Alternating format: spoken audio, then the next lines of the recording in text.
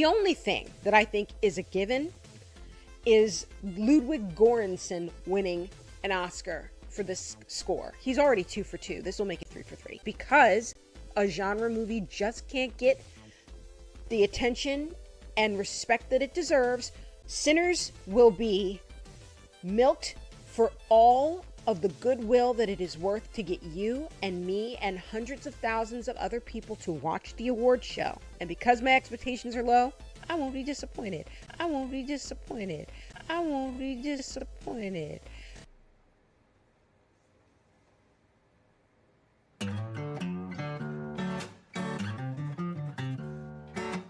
There's something I've been feeling for a long, long time.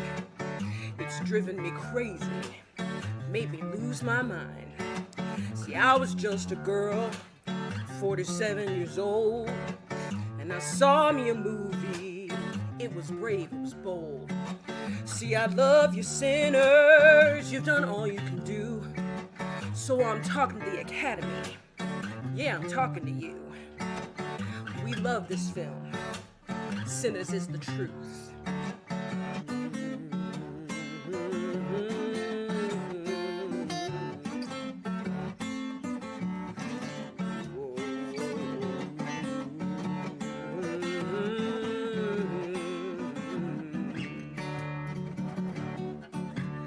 Sinners better win at least 8 awards that night. Alright. Said sinners better win 50% that night. Yeah. Somebody tell me it's gonna be alright. Yes, sir. It's magic what Ryan did. It was sacred and big. Don't play in our faces, y'all. You know quality. Do you?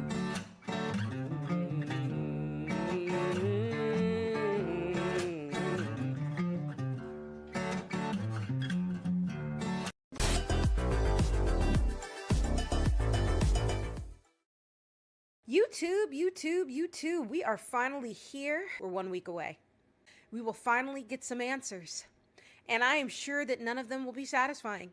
This has got to be the most fractured race we have ever encountered. It is a field so strong, or shall I say, even if it's not strong, because some people apparently in the Academy don't think that this is a good year for movies, but I think that they're so equally matched that it's become very difficult for a lot of the people who are voting to really draw a line, a through line of what they think is the best. So we're looking at this and we're going, how do you think that these chips will fall when so many of these movies, so many of these performances are neck and neck? And there are people out there who would, agree that that's the case. But then there are some who are like, are they really neck and neck? When you've got a character who plays 2 separate beings in one movie, and so successfully that people actually see them as 2 separate beings, or when you have someone who creates an iconic villain, different than anything else that's out there, but their movie hasn't received any other accolade except for that one performance. Is it worthy?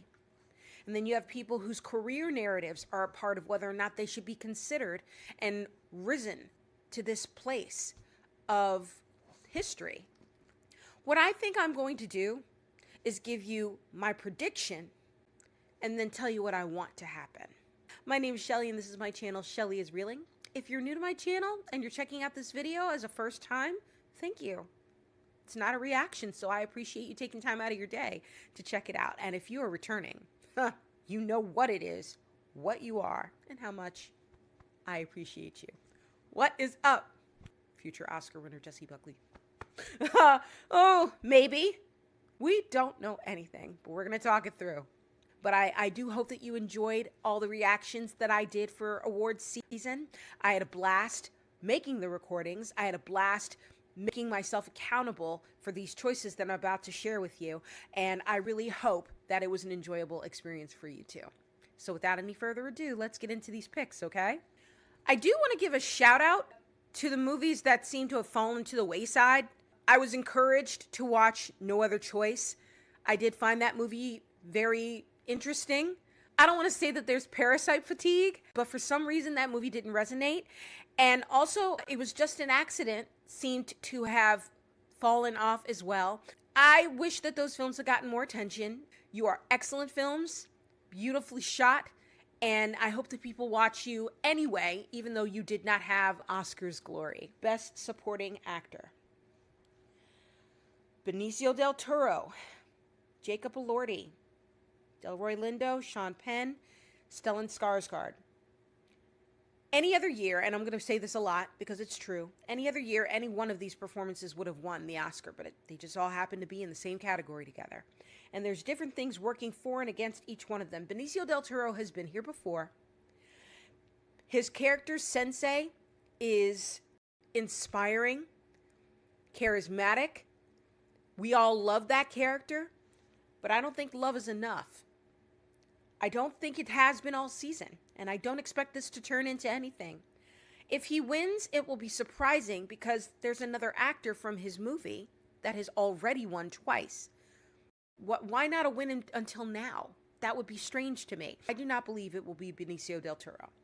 Jacob's performance in Frankenstein floored me. I said it in the moment while I was watching the movie, which you can watch the reaction on my channel. There were so many beautiful things he did in his portrayal of the creature. He was very human, even though he was not born. He was made, but he had soul. And so much of that soul was conveyed not by speaking, which, to be clear, when he spoke, especially when he's reading Ozymandias with the old man that he met, I just wanted him to keep reading. I loved how he sounded. I loved the choice that he made for how he conveyed his voice. I loved his rage. It was poetic. I love how he was soft in the moments that required it and hard in those just the same. And so much of what he did with his body, the physicality of that part, was inspiring to me. I am excited for his future in film. I don't see a win here because I don't feel like this is the movie that you win your first Oscar for. This is the movie that gets him the attention going forward and puts him on a path to future awards glory. He is now Oscar-nominated actor Jacob Elordi, forever and always. His career trajectory has been changed by this experience, so I feel like that's the win for Jacob. Jacob is happy to be here, and I think that he will benefit from this experience. He will always be taken seriously. I think I heard that Jacob Elordi is being considered for Bond. That right there just goes to show you the Oscar effect. Usually has a really positive effect on people's careers. Not always, but a lot of times it puts you in a new stratosphere and you get more opportunities. So congratulations to Jacob for that, putting him in a new sphere of consciousness for his success on the screen. Stellan Skarsgård feels like the choice that they would have made if Sean Penn were not here. For some reason, Stellan has not been there's nothing about his performance except that it's brilliant. But it's not flashy. It's the human movie. It's the ordinary people of this group.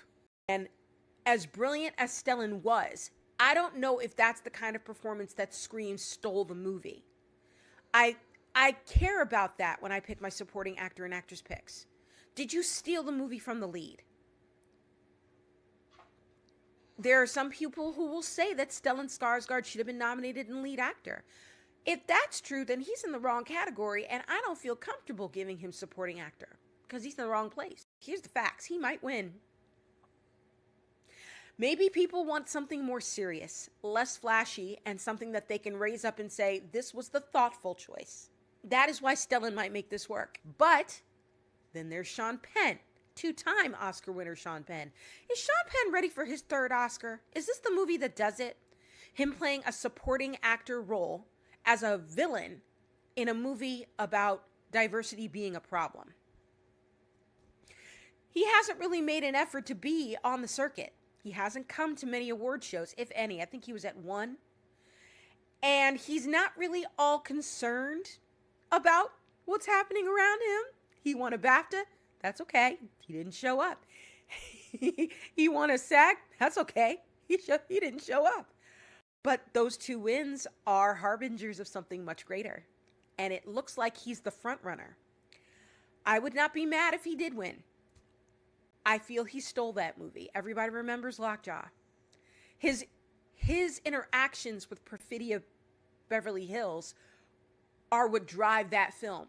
He is omnipresent. He is looming over that narrative. And I feel like that's a compelling reason to choose him. So Sean probably is going to win this. But I'll be damned if I don't tell you that the reaction that Delroy Lindo received in the room on Oscar Nom's morning, I want this award for him so badly. When he missed out on his nomination for Da 5 Bloods, I really was worried that he would never get a chance to get back here again. And when I started hearing chatter about Sinners, I even said in my reaction that I didn't think that it was going to happen for him, because I didn't think that they would see the moment that he had as being strong enough to carry him to a nomination. I was wrong. And I'm really glad that they didn't listen to me, and that there was a narrative enough there that they decided to make him the nominee in supporting actor instead of Miles Caton. I want Delroy to win this with all of my heart, but my mind is saying Sean Penn. If Delroy wins, it means, like I predicted, that the SAG voters changed their votes. They went from Sean to Delroy because they changed the metric by which they made their decision, as I anticipate is going to happen. So my pick for Best Supporting Actor will win Sean Penn, want to win Delroy Lindo. Best Supporting Actress. The field is Elle Fanning for Sentimental Value, Inga Ipstadter-Lillias for Sentimental Value, Amy Madigan for Weapons, Wunmi Mosaku for Sinners, and Teyana Taylor for One Battle After Another. This season started off with Teyana Taylor getting a big win at the Golden Globes. The Golden Globes are a lie. I did a post after the Golden Globes with all 4 winners, and I said the Golden Globes are a lie. And I was right, because we didn't see a repeat of that group at all. So I still maintain that Teyana Taylor is a bright shining star in that movie. Her character and that character's motivations and actions drive the narrative. I just don't feel like she's the girl anymore. I feel like if she was going to pull this off, she would have needed more precursors down the stretch, and that just isn't happening for her. And I feel in recent weeks, it's become more and more apparent that this race is going to be about the 2 women with mystical backgrounds in their films. I'm sorry that Elle Fanning and Inga Ipstadter-Lillias did not find their way to getting more attention for Sentimental Value. Again, that film is not showy, but it is full of content. And I watched Sentimental Value and paid very, very close attention to Inga Ipstadter-Lillias, because that performance for me was the one that I said anybody in this field should realize she's a problem. Elle Fanning had a great part in that movie, but she wasn't the backbone or the emotional heart of it. The emotional heart was Inga.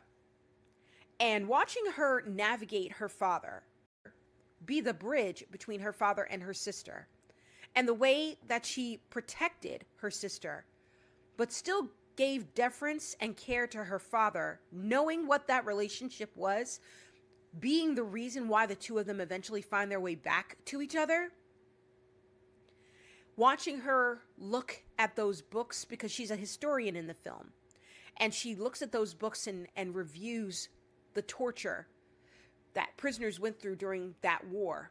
Her eyes communicated so freaking much. She was heartbreaking. And in any other year, were she alone among a field of other nominees, she'd win this hands down. Just so happens that she's up against 2 titans in their films, and those films are the 2 biggest films of the season. Wunmi Mosaku, she would be a wonderful choice. And I love Annie because she's the heart of that film. The way she breaks down to the other characters what it is that they're dealing with, the way that she loves smoke. Annie is a practitioner of hoodoo, as far as I can tell. I don't like the term witch. That's not fair. It has a negative tint to it, a negative bent to it, and I don't think she's a witch. She is a hogan, right? I think that's what they call them in hoodoo. She's a healer, and she is a sexual being. She is a wife and a mother, but she is certainly a partner, for sure a partner, a strong one. Smoke defers to her. He is able to be vulnerable with her in a way that he can't show to anybody else. She breaks that man down emotionally in the best way. And she is strong, loving, maternal.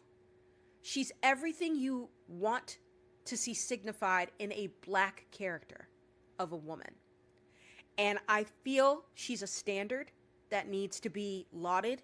If they were to immortalize this character, it would be like, not that I want Hattie McDaniel to be forgotten for her part in Gone with the Wind that she won for, but this woman, that Annie character that Rumi plays, is a similarly structured in body type, for sure, type character. And if we have this character be someone strong, who talks back, who stands up, who is the complete antithesis of that Hattie McDaniel character, that would mean something. I would love to see it. But my feeling is Amy Madigan is the strongest possibility for a win in this category. Not only is she an amazing actress who's been around for decades, who is married to Ed Harris, by the way. I love him. But Gladys is an icon in horror. And it would mean something to the genre to have her win this award. We haven't had a real villain like this, a real horror villain win like this, since Anthony Hopkins in Silence of the Lambs. I mean, listen, Anton Chigurh is a real villain and he's a real monster, but he's a human man. Gladys is a witch. And that is a horror character. That is a horror trope. So if she brings this home, it's a win for the genre. And it's a win for the fact that she has been around for so long and made a character that has become iconic to so many people. She ate that role up. She delivered so many nuances that made her frightening and funny. It's the best definition of stealing a movie that I can come up with. You think about actresses who have won this award, they stole the film. I'm thinking Renee Zellweger in Cold Mountain. And then I'm thinking Catherine Zeta-Jones in Chicago. You know, actors who win this award tend to be standouts amongst the narrative. There's somebody who's in a leading role, but I don't think about them when I think about this person. I think about them stealing the movie from that person. That's exactly what Amy Madigan did. And I have no reason to doubt in my mind that she will bring this home. So my pick for Best Supporting Actress will win Amy Madigan for Weapons. Best Animated Feature. I only saw 2 of these, but I have been paying attention to wins along the stretch. And as much as people want to forecast K-pop Demon Hunters, I can't do that. I like that movie very much, and Golden is a great song, but that's not what we're judging here. We're looking at the actual animation. I don't feel like it's going to be Zootopia or K-pop Demon Hunters. In fact, my feeling is that it's going to be Little Amelie or the character of Rain. The film has a very distinct look. I'm just going to make a pick. I'm going to say it's Little Amelie or the character of Rain is going to win animated feature. International feature. Oh man. The Voice of Hin Rajab, Surat, Sentimental Value, The Secret Agent, and It Was Just an Accident. I feel that Sentimental Value did not get the love that it deserved in Best Picture because it's all being funneled here. I feel like this is where they're going to get it. There's an understanding that that film is major, but they just can't see their way to elevate it above OBAA and Sinners. And I understand if there is an opportunity to get it in a smaller field and make it stand out more, I understand wanting to praise it there. That way it does get its due. And for that reason, that is what I'm going to forecast. I believe the sentimental value finds its win here. It's a great film. It's a very human film. The fact that it's in another language, there is English spoken in it, but they do speak another language for this film. Joachim Trier's style of filmmaking, and he takes swings that are very surrealist, at least to me. And I love what he didn't take away from the emotionality of the film. Like, there is a story being told here. It is it's non-linear in places, but it's still forward moving. And the performances are very grounded and very human and very painful. And I enjoyed every ounce of that. I had something to say. That movie pissed me off, and I loved every second of it because there was so much to grab onto. I feel badly that I have to say I think it's going to go one way when there are other movies that I feel also deserve this award. I did not see The Voice of Hind Rajab, but I did see Surat, Sentimental Value, The Secret Agent, and It Was Just an Accident. I feel that it could be any one of those four, but I just feel like since Sentimental Value has been isolated away from the Best Picture lot, that it will find its win here. Sentimental Value is nominated in Best Picture, but it's not going to win there. It is nominated in International Feature. It has the benefit of being put into this kind of arena twice. It's literally kind of like a runner-up Oscar for Best Picture, and I feel like that's going to work to its benefit. I feel like Sentimental Value is going to pull this one out. My choice for International Feature is Sentimental Value by Neon and directed by Joachim Trier. I watched this podcast called Higher Learning, and one of the things that they covered on one of their episodes recently was a documentary called The Perfect Neighbor. That documentary is nominated for documentary feature. Among others is Mr. Nobody Against Putin, Cutting Through the Rocks, Come See Me in the Good Light, and The Alabama Solution. I have not seen those other four movies. I did see The Perfect Neighbor because I've heard about The Perfect Neighbor. This movie has been on the circuit all season. It has been watched by several celebrity figures who have talked about it and talked it up. I don't think that that's in a vacuum. I don't think that that's by accident. I do believe that this film has something very poignant to say that resonated with a lot of people. And I think that a lot of voters paid attention to. The Perfect Neighbor is going to be the win for documentary feature. Live action short. Even though I haven't seen these, but again, I do read tea leaves. The choices are Butcher's Stain, A Friend of Dorothy, Jane Austen's period drama, The Singers, and Two People Exchanging Saliva.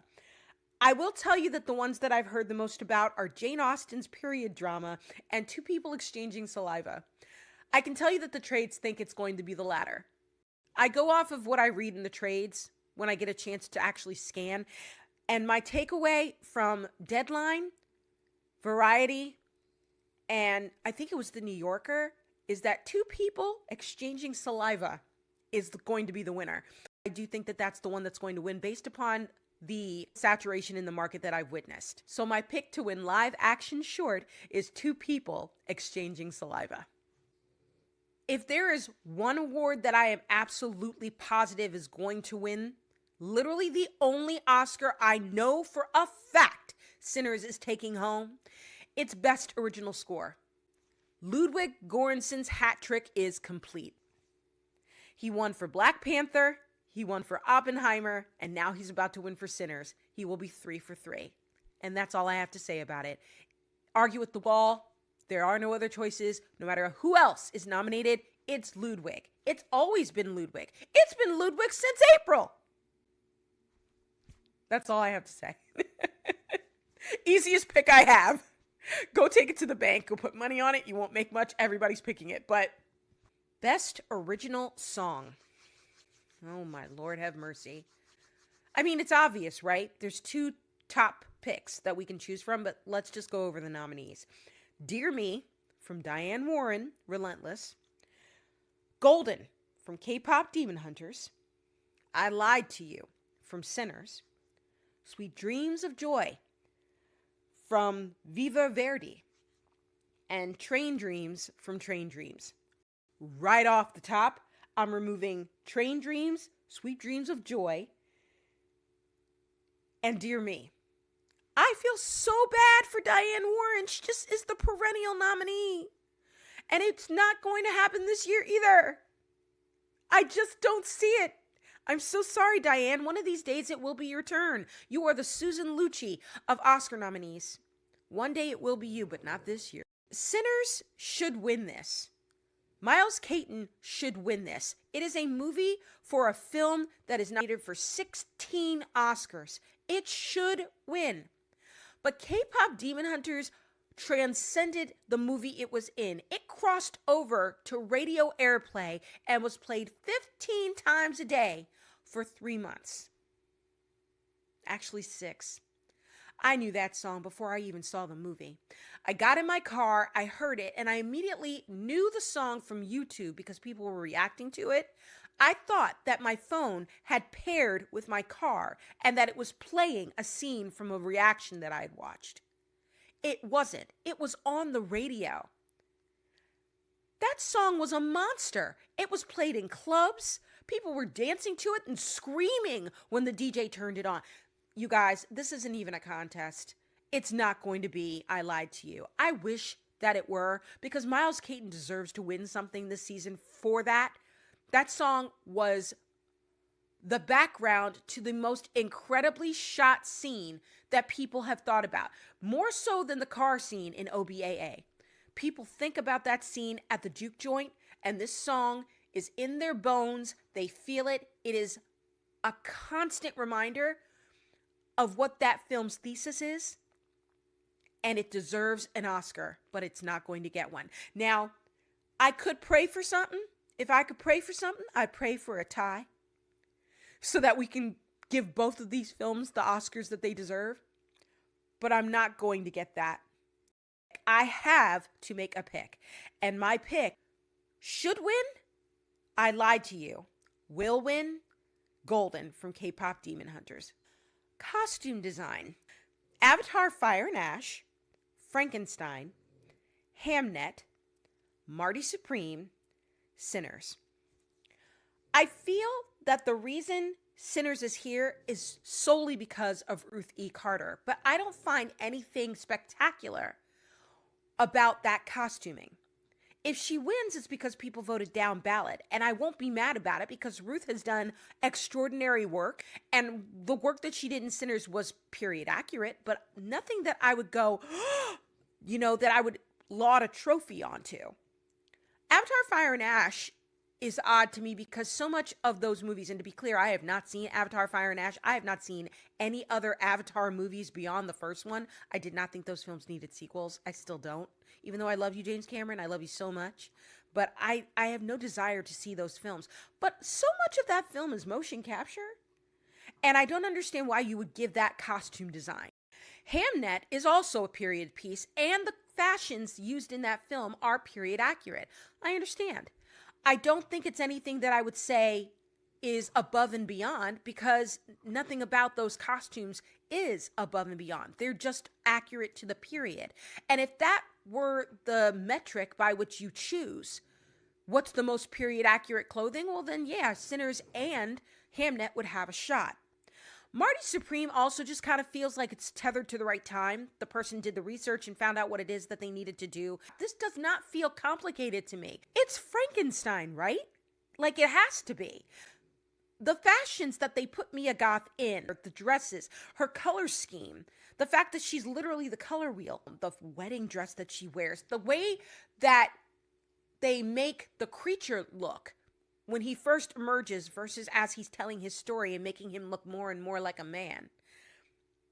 So much of what goes into making that film so surreal is bolstered by the costume design. I just can't see them not giving that film the award. So my pick for costume design is Frankenstein. Makeup and hairstyling. This is a difficult contest. Frankenstein, Kahuko, Sinners, The Smashing Machine, and The Ugly Stepsister. Creating some of the horrific... There are so many horrific views, so many horrific designs in The Ugly Stepsister. I would not be one iota shocked if that film pulls this out. It'll be so freaking random. But you can't look at what they do to the women's faces in that movie and not be like, freaking believable. Completely understandable if that movie wins the award. The Smashing Machine, it's nice that they got the acknowledgement for what it is that they did to make The Rock, Dwayne Johnson, look like Steve Kerr. I get that they wanted to give that film's makeup team some acknowledgement, some praise for what it is that they did. But I don't think it rises to the standard that is desired for a win in this category. Sinners' creature design, when it comes to how the vampires were, vampire actualization is an art unto itself. No two vampires look the same. They always seem to have something different going for them, something that either illuminates the more monstrous aspects or makes them look more human. Sometimes they don't go too far. It's simply teeth, maybe some contacts, and that's it. But when you start trying to get into the guts of what the creature is, i.e., when we finally get a look at what it is Remick is, when he's standing in the water and we see the silver through his face and you realize the breadth of canines that extend to the back of his head, and you see the hands, and you realize that this creature is more like a bat than it is a wolf or something else. That's saying something about the nature of the beast that he is. And that actualization deserves praise. There's also what they did to Cornbread's face when he gets shot, and we get to see the inside of his face as well, and how they actualize his jaw having been ripped away by the buckshot or by the gunfire that he's received to his face. The way that the bites are actualized on people, like what it means to be bitten by a sinner's vampire. It's very clear in the mark on Mary's shoulder. You know, these things that they did to kind of illustrate the monstrous aspect of the creatures that we were witnessing. Very good. But I don't think it's going to be Sinners in this category. In fact, I think that Frankenstein gets another win here. I heard through the trades, Jacob Elordi spent 6 hours a day in the chair, at least, getting prepared. Think about what that means. You arrive on set probably around 3 a.m. You're in the chair from 3 to 9. You start shooting at 10. You've been in your head for at least 6 hours. You probably got 4 hours of sleep the night before. You're going over lines. You're then trapped in a chair. You can't even perform everything you've been rehearsing until you get ready with makeup. The emotional, mental toll that must take, getting ready for that, and then having to look at yourself and realize that you are now something else. And you have to bring that through the various layers that they put on your skin. They had to come up with something that Jacob would look at and go, I'm no longer Jacob Elordi.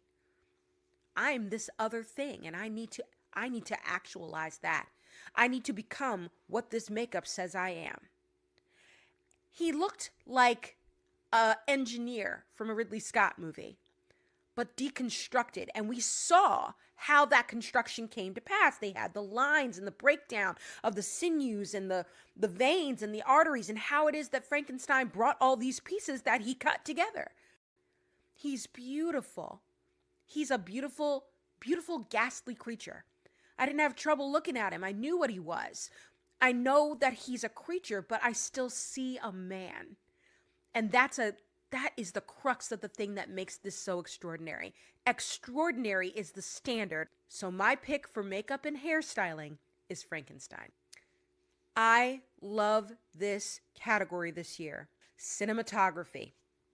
Frankenstein, Marty Supreme, One Battle After Another, Sinners, and Train Dreams. Right off the bat, I am removing Frankenstein and Marty Supreme. Neither one of these films has a marquee moment like the other three do. Train Dreams was my original feeling for this category. Train Dreams was supplanted by OBAA and that road scene that I had been hearing about. But then I saw Sinners, and Sinners supplanted One Battle After Another. Autumn Durald Arkpaw drove that IMAX camera like she stole it, like Christopher Nolan told Ryan Coogler to tell her to do. Do I need any other demonstration? It's not even the scene in the barn.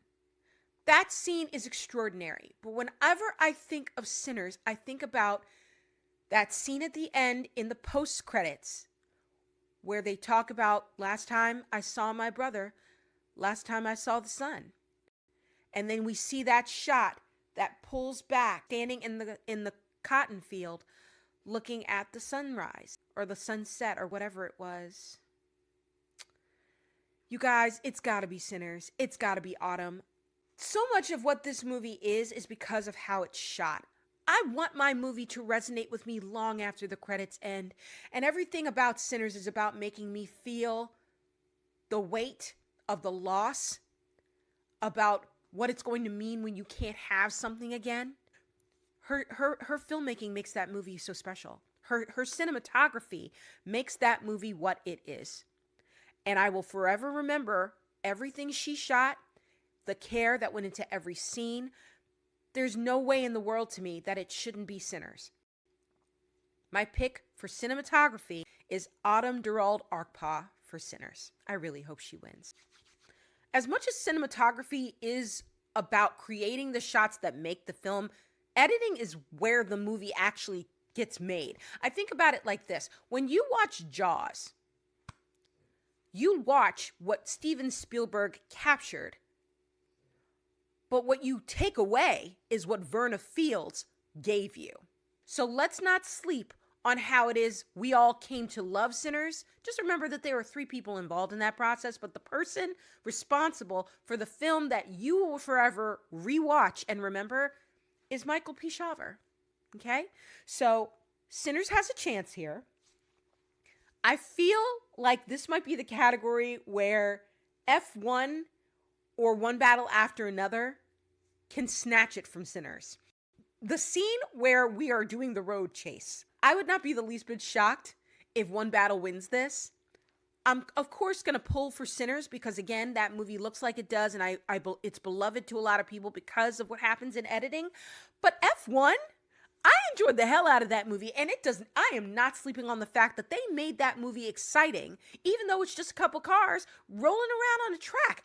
There are beautiful sweeping shots of frivolity and joy and celebration captured on these long, beautiful stretches of film. And then you've got the background of the fireworks and the elation of the crowd and the sound and all of these things that are coming together that make it propulsive. I use that word a lot, but it's what I look for.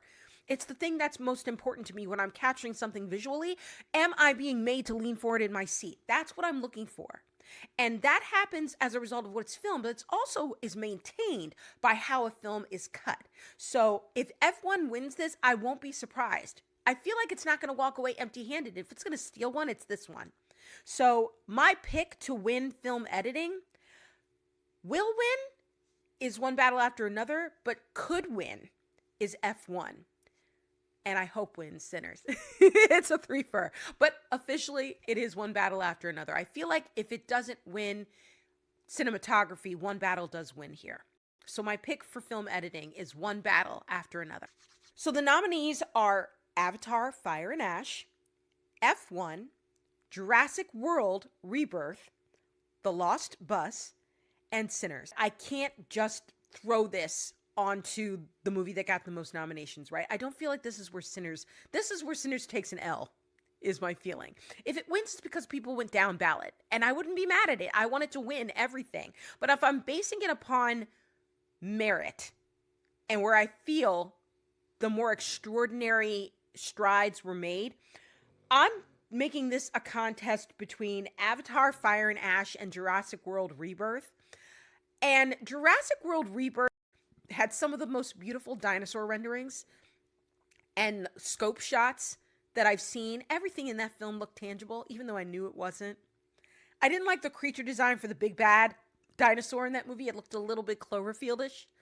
But it's still something pretty extraordinary to see Mahershala Ali and or Scarlett Johansson and or Jonathan Bailey face to face with that thing.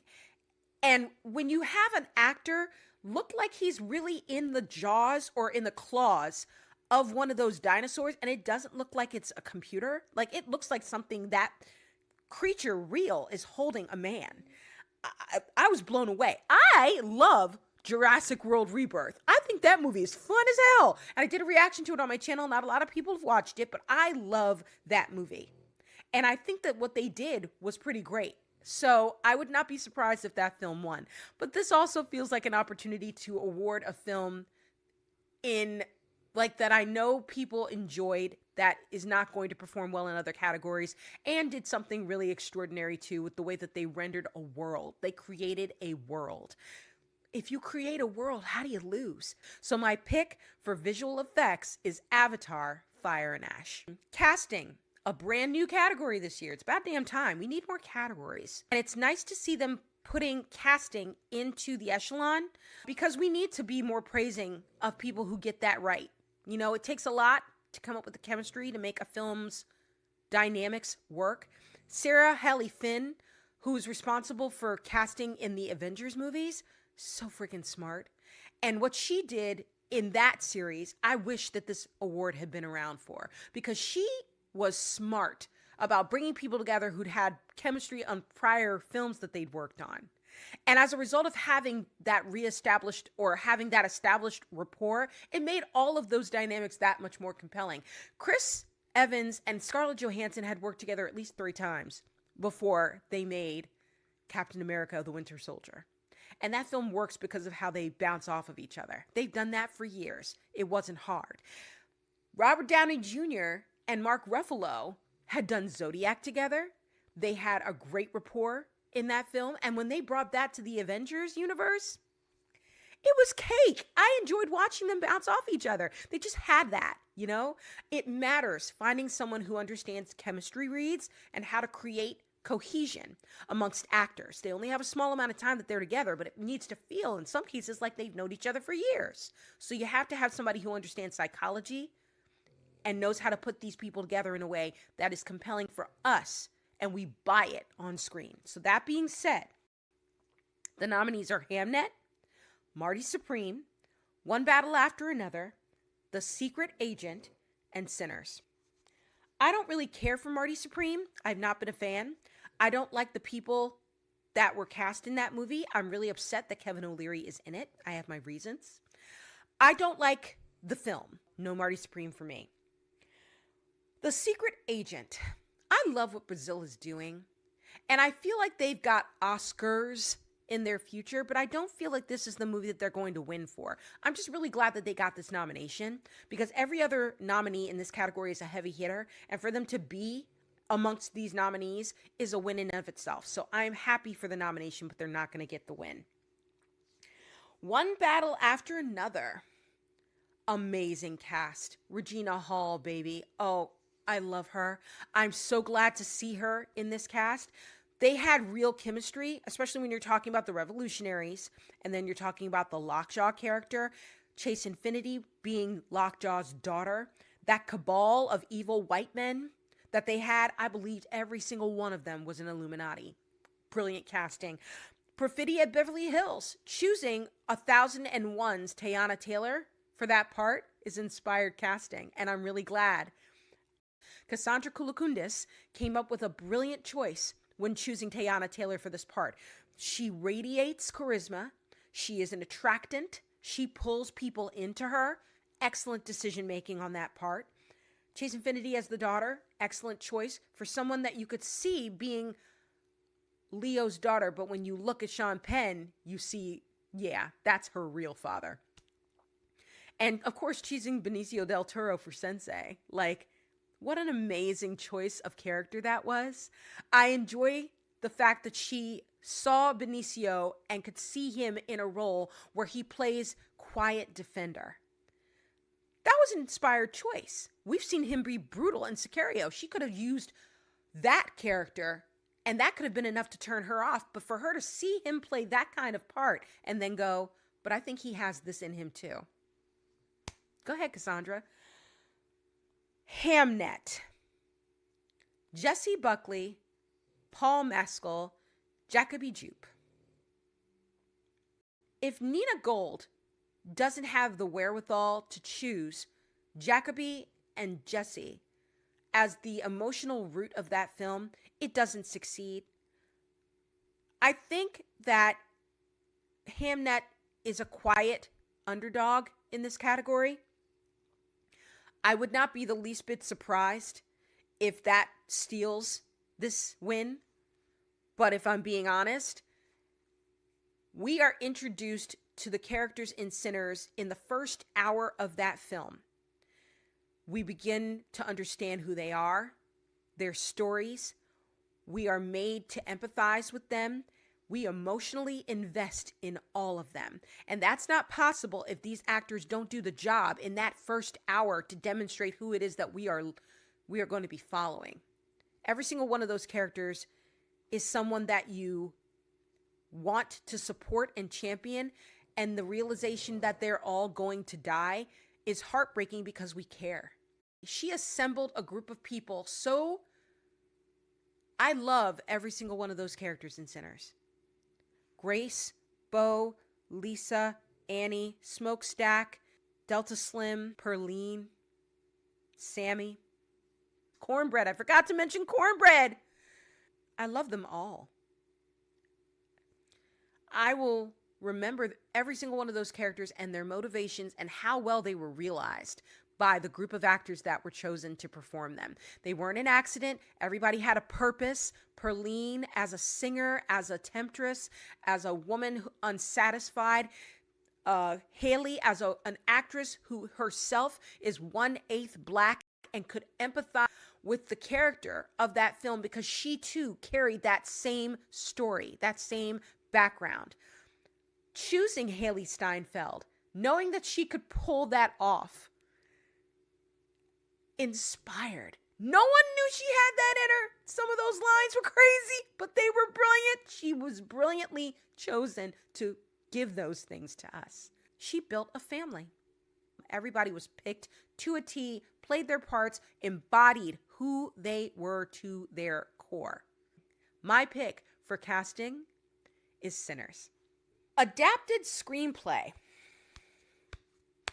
I am struggling with this because I read in the trades that Paul Thomas Anderson's adaptation of the book that One Battle After Another is based on, he really just took the idea and then he ran with it and made something different.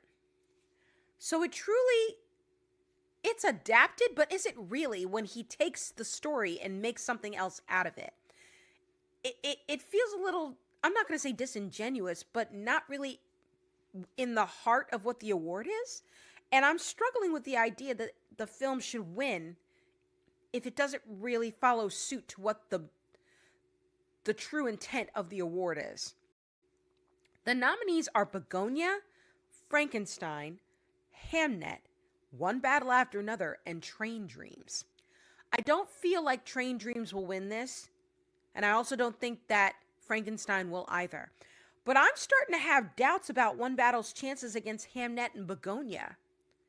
Begonia feels like the real choice. If we're taking One Battle out of it because it doesn't really meet the criteria, because really it was changed from the original intent of the screenplay. I mean, yeah, it was adapted, but it was adapted completely away from the thing that it was based on. I don't feel like Train Dream. I don't really feel like it meets the criteria. So if I'm choosing, I'm really eliminating One Battle and I'm going between Hamnet and Begonia. And because I don't feel like Begonia is going to come away with many awards that evening, in fact, if any at all, I feel like this is where Hamnet steals a win. I don't feel like Chloe Zhao is going home empty handed. I really don't. If One Battle wins this, it's because people are voting down ballot. But I feel like the true measure of, based upon people I've talked to, and I have a friend who is very emphatic about Hamnet and the fact that that film really does stay true to the book, I feel like Hamnet is the movie that wins this. But if people are going to vote down ballot, they're going to choose One Battle. So my pick is based upon the fact that I think down ballot voting will be the measure of selection for this category. My pick for adapted screenplay is One Battle After Another, but I really think that Hamnet should win. Firstly, for this category of original screenplay, I just want to give a shout out to every single nominee. Blue Moon, Robert Kaplow. It Was Just an Accident. Jafar Panahi, Nader Salvar, Shadmire Rostin, and Mehdi Mahmoodian. Marty Supreme, Ronald Bronstein and Josh Safdie. Sentimental Value, Skilled Vote, Joachim Trier. Sinners, Ryan Coogler. I am not a fan of Marty Supreme, but it doesn't mean I don't respect the writing. It Was Just an Accident is such an amazingly structured, written film. Blue Moon has the dialogue that made me fall in love with Ethan Hawke's performance. Any other year, I'd say he'd be winning an Oscar. I like what he does in that film. Reams and reams of dialogue and monologuing in that movie, and it's written in a way for Ethan Hawke that allows him to become several different versions of one character in a monologue. Eskil Vogt and Joachim Trier with Sentimental Value. I never hated a man more than the man that they wrote for Stellan Skarsgård. Brilliantly written character. Just quietly evil and detached, but doesn't think that he's evil. Like, thinks that he's just doing what he does because that's what he lived through and that's how he lives his life. But that's all a function of the screenplay. So, and what we get from the sisters and that familial, that connection that they have, the way that it's so nuanced, loving, supportive, sometimes a little bit. You know how sisters can talk to each other sometimes. It can be harsh, but it's real talk. It's tough love. But it's captured so well in that movie. And I can only imagine what that's like. But I feel a connection to that writing. I know it to be true. I've never stopped thinking about that scene when the two of them were conversing about the script that the daughter doesn't want to do for the father because she doesn't feel like he deserves that part of her. And Inga is saying to her, I read this script. It's about you. He's writing about you. And I don't know how he could know this unless he went through this himself. And I think you need to read it so you can know. And I love that scene. And it's all on the page. None of that is just them riffing. It's not ad-lib. It's all written. That's worthy of praise. But I gotta say, I think Ryan takes this one home. And it's also a little bit bittersweet because if he wins original screenplay, guys, I don't think he's winning director or picture. This reads to me like the consolation prize. You got your Oscar, Ryan. Congratulations. It feels like they're going to do to him what they did to Jordan Peele. This is where he's going to get his Oscar. So my feeling is that that's the road we're headed down, that Ryan Coogler will be the winner for original screenplay for Sinners. Best Director: Chloe Zhao for Hamnet, Joachim Trier for Sentimental Value, Josh Safdie for Marty Supreme, Ryan Coogler for Sinners, Paul Thomas Anderson, One Battle After Another. We're going to see something weird. I don't believe we're going to get a director-picture tandem. I think it's going to split. I feel right off the bat I'm going to remove Josh Safdie and Joachim Trier. Not going to happen for you guys this year. Very, very sorry. Chloe Zhao, for me, is in third position. I love how she structures her films.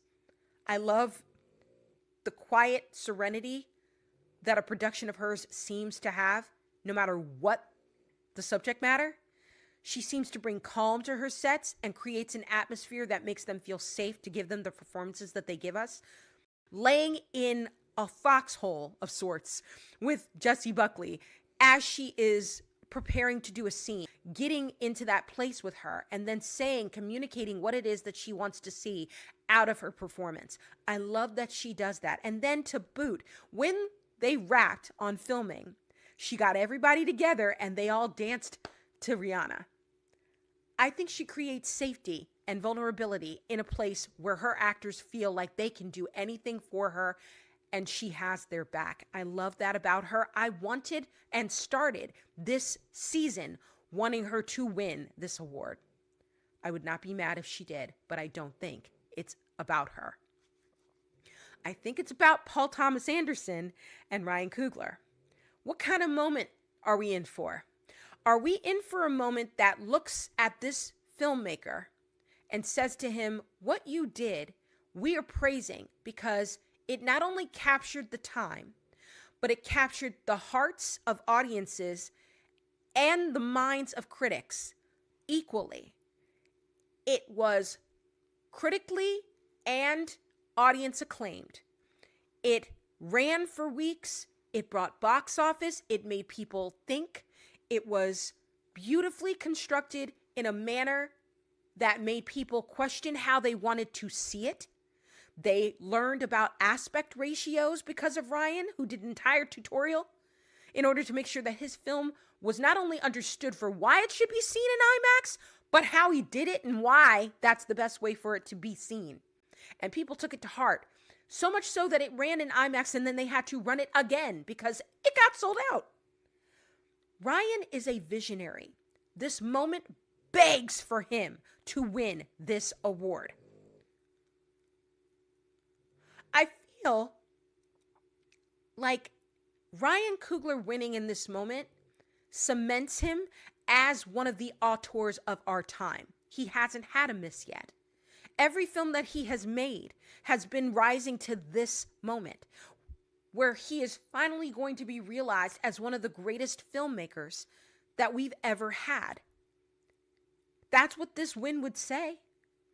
It's a win that Paul Thomas Anderson has been chasing for years, and it's a real possibility that he might be denied again. He has been nominated, I think it looks like 14 times for an Oscar. He's been chasing this. And I feel like if we're going by the career narrative, Paul Thomas Anderson is lined up for this to happen for him. But I don't see Paul Thomas Anderson winning director and not getting picture. I don't think, based upon the returns from the Guild Awards, like the producers and the writers and DGA, that's me, baby. I don't see him not winning both. And I don't see him winning both. Do you know what I mean? Like, if he wins director, that means he won picture. There's just no way they're going to split them up if he's the guy for director. So I don't think that's going to happen. I do think there's going to be a split in those categories. So my pick for best director is Ryan Coogler for Sinners. This might be the most, in a way, the simplest one to choose, but the most agonizing for your girl. I have said since the beginning of this season that my pick was Rose Byrne. Hands down, cannot understand how she did not win everything. I don't understand bringing a character like that to life who literally is illustrating the madness of being a modern mother in today's day and age and not give her the award. It is a performance for the ages. Rose Byrne is a brilliant actress, not just a comedic one, but a brilliant dramatic actress too. The way she runs around that movie like a chicken with her head cut off, trying to keep it together, not supported by anybody in her life who should be on her team. The way she actualized that level of madness and exasperation, Gold Star should have been the person. But for some reason, Jessie Buckley and her illustration of grief is what everyone is glomming onto. I just don't get it.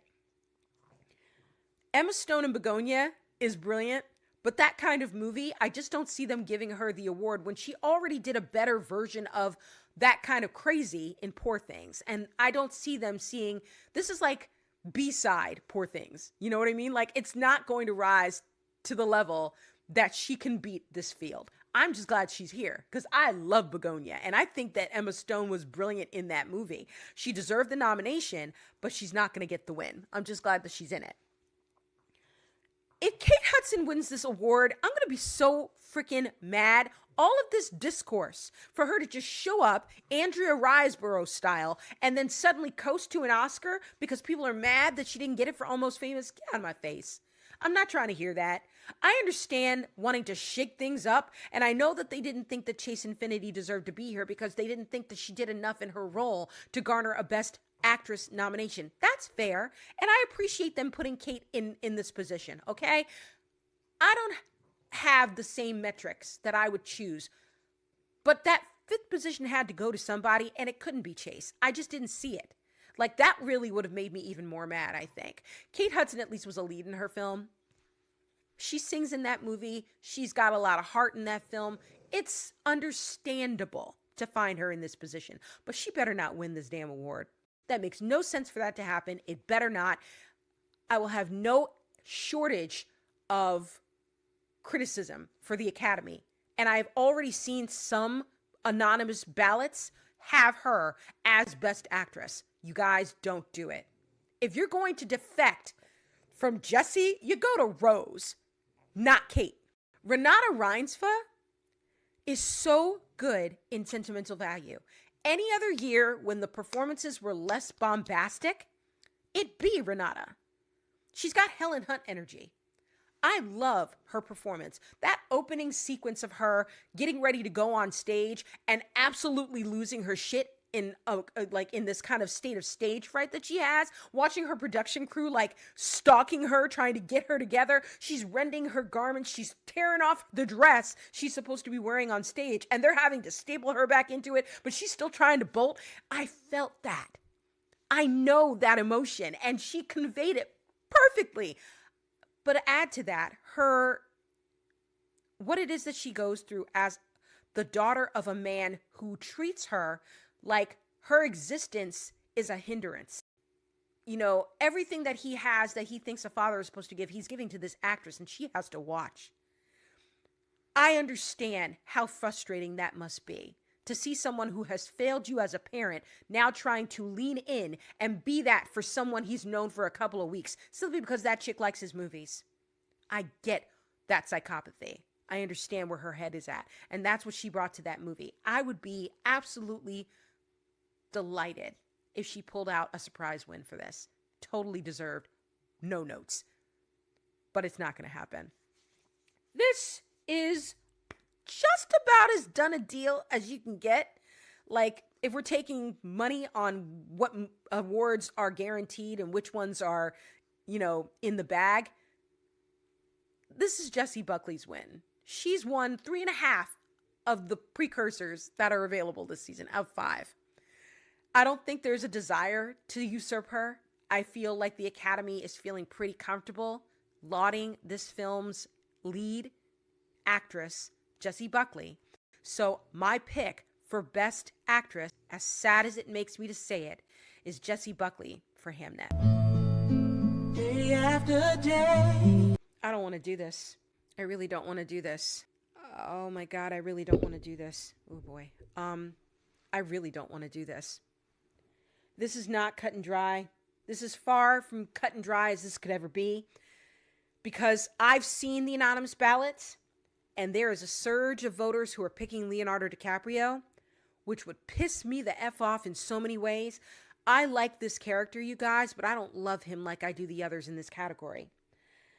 I feel that Timothée Chalamet is as far away from getting this Oscar as he could ever be. Timothy made a miscalculation. Timothy came into this season off the heels of his near miss against Adrian Brody in The Brutalist, and said he is in a pursuit of greatness. I know the classy thing would be to downplay, but the truth is, I'm really in pursuit of greatness. I love that. He seemed at the time like a young man who understands the people who came before him, and that he understands that the road for his career is long, but that he was willing to do the work to get there eventually. And then he makes Marty Supreme, which has people screaming his name for Best Actor, and then goes on some sort of tour of him making a spectacle of himself, standing on top of the Sphere in Vegas, I think it was, and then doing a rap video on TikTok. I didn't care for it, and I have a feeling that the Oscar voters didn't care for it either. Bro, you're in a movie, you're trying to be great, you want to be up with the titans of acting, Daniel Day-Lewis, Jack Nicholson, you want to be up there. And you're out here doing shit like being on the Sphere and making a spectacle out of yourself. Bro, I want you to be out there saying, I loved making Marty Supreme. I appreciated Josh Safdie's vision. When I read the script, I knew it was going to be a great part. I was really excited to bring him to life. I love my cast. I think Odessa did a great job. You needed to be out there talking up your film. And then, not like 48 hours ago, he went and said some stuff about opera and ballet, making fun of other artists, saying that their mediums are old-fashioned and that nobody cares anymore. Are you trying to lose? Ask Russell Crowe how well that goes, doing stupid shit 3 weeks before Oscars voting. Like, I think he punched a BAFTA producer or something because they wouldn't let him read a poem. And if not for him doing that, he would have won for A Beautiful Mind. Instead, Denzel Washington took it away for Training Day. You have to pick and choose your battles, Timothy. You have to be very mindful of the things that you're doing when people are trying to decide about giving you the highest honor there is for acting. You're a young man. Adrian Brody used to be the youngest man to ever win an Oscar. You were about to be in a position to do that, and you fumbled. You made some really bad choices. I don't know if you got bad advice. Whoever gave you that advice messed up your game and lost you your message from last season that you tried to carry over. I think someone has eventually gotten into your ear, but not well enough, because you went and said that stupid shit to Matthew McConaughey, and I think further ruined your chances. Hopefully for you, Oscar voting was over when you said it, but if it wasn't, big mistake. Big, huge. And I think the beneficiary of that is the man who actually was humble at the end of the stretch. The guy who peaked at the right time, Michael B. Jordan. If Michael B. Jordan pulls this off after having been silent, and I don't mean him, I mean his performance getting lost, the fact that people didn't think that him playing two parts was extraordinary, but suddenly the realization is, but he did that. Smoke and Stack move differently. One has dimples, the other one doesn't. One's more subtle, the other one is more bombastic and passionate. They were two different people. I don't watch Sinners and say, oh, Michael B. Jordan is playing this guy right now. Now Michael B. Jordan is playing this guy. I see two different people. I see nuance. I see a man who had no problem rolling a cigarette and another man who does nothing but shake when he does it. I see a man who's in love with one woman and another one who is in deference to his girl. I see a father who's lost his wife and his child, and I see a man who wants to protect a woman that he knows he shouldn't have but can't help but love when he's in her presence. I love Michael's performance. I think it's the culmination of everything that he's done to this point. And if he were to win, it would be lovely to see him standing next to Mahershala, next to Denzel, next to Forrest. He belongs there. And I would be none too pleased, or none too not too pleased. I would be ecstatic if Michael B. Jordan pulls this out. And you know what? I'm going to forecast it. My pick for Best Actor is Michael B. Jordan. And I feel really good about it. It might not happen. but I feel really good calling this. I feel like this is where people want. Did you see the SAGs? Sorry, did you see the actor awards? Did you see that room? I mean, did you really look around and see how everyone was standing for him? Did you listen to the cheers when his name was called? That room loves him. And the largest contingent of the Academy voting body is, say it with me, SAG voters. Now, they are funny. Sometimes they don't keep the same logic in place when going from SAG award voting to Oscar voting. So there's a chance that Wagner Moura or Ethan Hawke or even Timothy the Chalamet actually pull this out. But I'm going with my gut, my heart in my gut. And I'm saying this moment belongs to Michael. He is peaking at the right time. And I think that the winner of Best Actor at the 2026 Oscars is going to be Michael B. Jordan. And now for Best Picture. The nominees for Best Picture are Begonia, F1, Frankenstein, Hamnet, Marty Supreme, One Battle After Another, The Secret Agent, Sentimental Value, Train Dreams, and Sinners.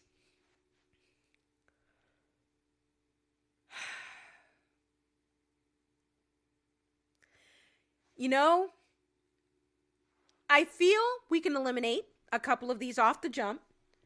We're going to take out Begonia, F1, Frankenstein, Marty Supreme, The Secret Agent, Sentimental Value, and Train Dreams. This is a three-way race between Hamnet, One Battle After Another, and Sinners. I don't know how this room is going to feel. I feel that there will be a divide between picture and director. In my heart of hearts, I believe that Ryan Coogler winning Sinners will change my outcome. Or at least I believe that if Ryan Coogler wins director, that has shifted my metric. Winning for him in Best Director signifies to him that he is going to be Best Picture for Sinners as well. I am so sorry to Paul Thomas Anderson. I feel like your film is beautiful. I feel that you did something extraordinary. I applaud you for creating a narrative that incorporated diverse casting. I love who you chose to actualize your vision. I feel like that scene where we see the chasing on the road is an extraordinary piece of filmmaking. I don't feel like the room is with you this year. I feel that Best Picture is going to satisfy audiences and critics alike. I feel like the trades the next day will say that this was the right choice for the moment that we are in. I feel like everything Ryan did, putting everything into this film that he chose to do, the people that he chose to actualize his vision on screen, the people that he chose to edit his film, the people he chose to make the shots that they did, the incorporation of different cultures, it all just sings. This film is a symphony of all the right choices that a filmmaker can make to create art. I can't believe I'm saying this. I know what I said. I know what I said back in June. I know what I said. I have to go with my heart. My heart says Sinners. My heart says it. I'm going to let my heart override my brain. You guys, my pick for Best Picture is Sinners. That people seem to be in the mindset to award this film with the highest praise it can receive in the land of Hollywood. Color Purple has tried. Amistad has tried. They have failed. But Sinners seems to have won over everyone it should. It is its moment. It is its time. I want to believe that Hollywood is going to see this moment for what it is, see this film and its cast and its director and all of its parts It is the sum of all the parts that it has been nominated for. This is the realization of an effort since last year to bring this movie to this moment. It is a genre film about the Jim Crow South, a vampire movie that incorporates race, love, sex, desire, everything that incorporates the human experience happens in this movie. It deals with religion and the value of human life and wanting and belonging and meaning and everything that you're supposed to feel in a film. And it did it for audiences and critics alike. You guys, it's gotta be Sinners, right? Like, it's gotta be. How can it not? If it's not, it's one battle after another. And we all just go, okay. You know, it's Moonlight versus La La Land all over again. If one battle wins, it's like La La Land won and not by mistake. But if Sinners wins, it's like Moonlight got up on stage when they were supposed to. That's where my head is at. You guys, those are my picks. I did it. I made my predictions. What do you think? Am I horribly wrong? Am I a hypocrite? Did I just completely blow up what I said in my Sinners reaction about them using Sinners to get us to watch the show and then completely obliterating all of our hopes and dreams? Is that what's going to happen? Am I going to be drinking a bottle during and after the ceremony? I'll tell you what, I'm off from work the next day. So if I get hammered, I'm either getting hammered for a good reason or a bad one. I can tell you that much. Also, I'm putting it out here now. If Sinners wins Best Picture, I'm doing a reaction to a vampire movie from the 80s that incorporates the saxophone. And you guys, I'm going to dance. That reaction will happen the very next day because we're going to party. You and I will headbang together while that saxophone plays. I promise you.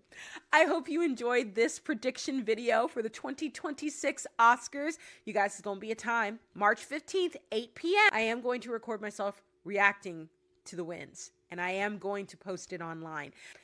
I thank you so much for your time, for watching my prediction video. I hope that you will have a great day, week, weekend, whenever it is that you watch this. And as I always say, and I truly do mean it, watch everything that's been nominated and be the reason that someone smiles today. Take care of yourselves. I'll see you next week.